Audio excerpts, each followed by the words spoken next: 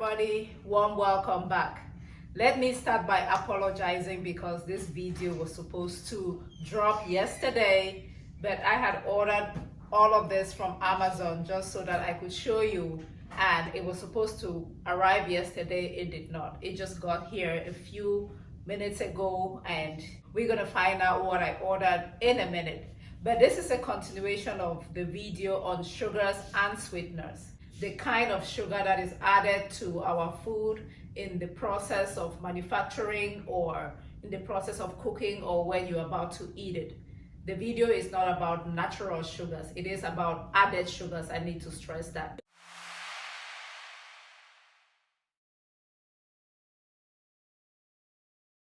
The World Health Organization recommends that you do not go more than 5 to 10 teaspoons of sugar in a day.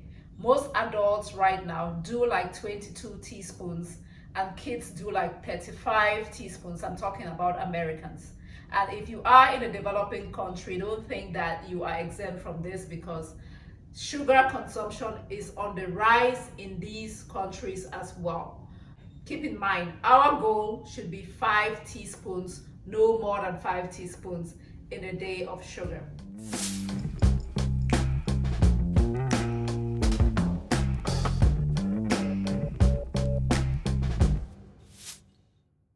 Here's my 4 or 3-step strategy to eliminate or wean yourself off of sugar.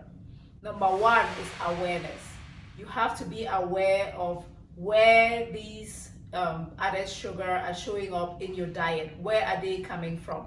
What I suggest you do is, maybe for the next 10 days, just notice, get curious. Every time you eat something that is sweet, just make a note. You can make a mental note. I even recommend you write it down. Every time you eat something that is sweet, it means it has sugar.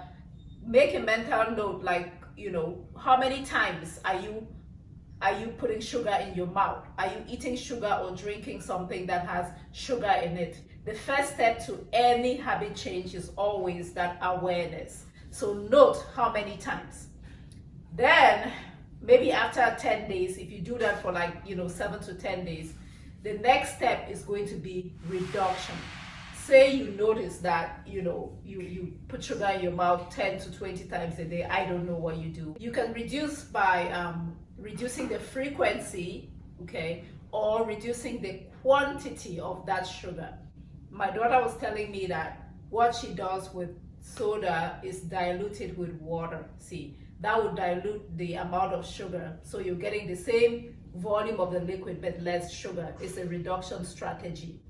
What you can also do is maybe put some kind of a curfew where, maybe on certain days of the week you go sugar-free. I don't know, maybe on the weekend you're sugar-free. But you can also implement a curfew.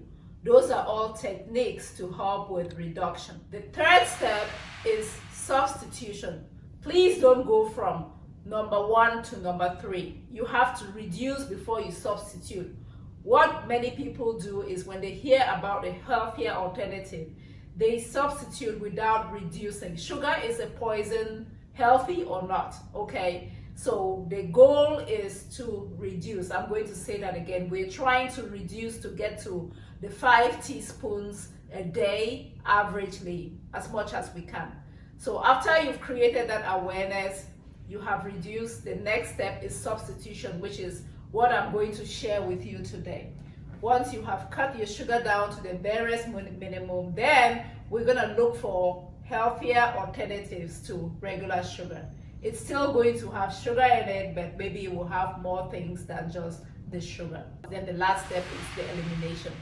It is impossible to have 0 sugar because, like I said in the other video, our brains evolved to crave sugar. The issue is we're having way more sugar than our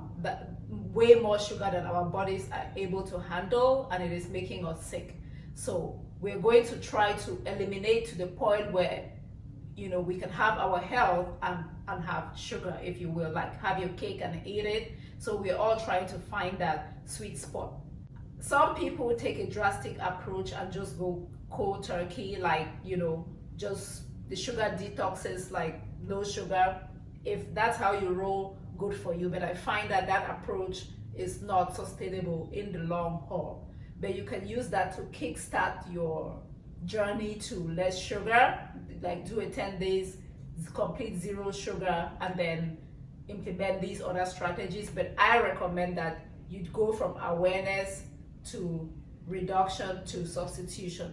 Okay, that would be what I will recommend.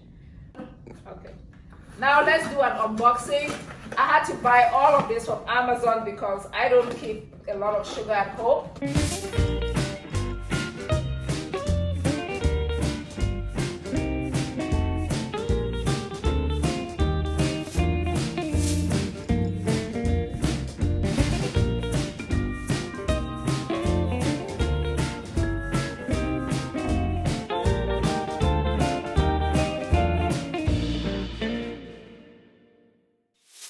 This right here is organic coconut palm sugar.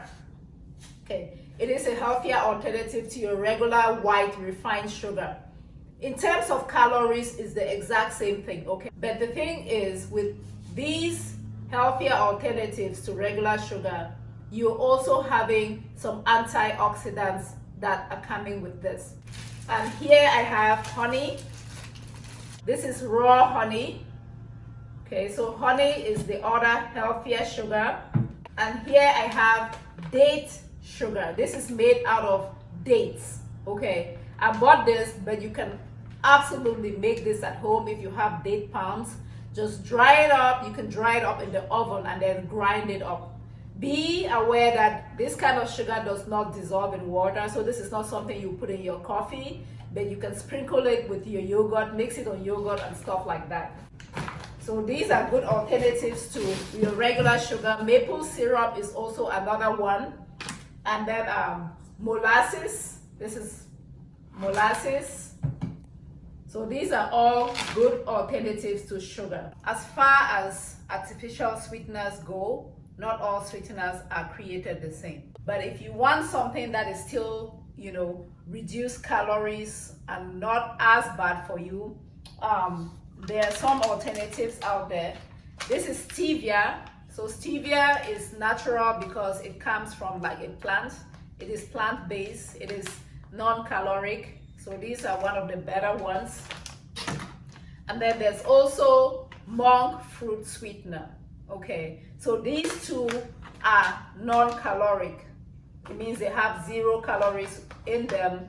They're from plants. So as opposed to the Splendors, the Equal, and the yellow, the pink, and the blue stuff that I showed you yesterday, these ones come from plants, so they are not as harmful to your body.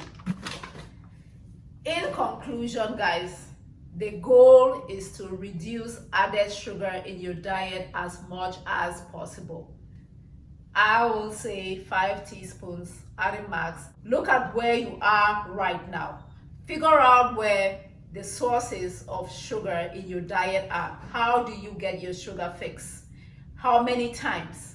How many times do you steal candy off of your co-worker's candy jar? Or do you have candy and chocolate and cookies and whatever, and ice cream? Okay, figure out how many times you eat or drink sugar, and then begin to reduce.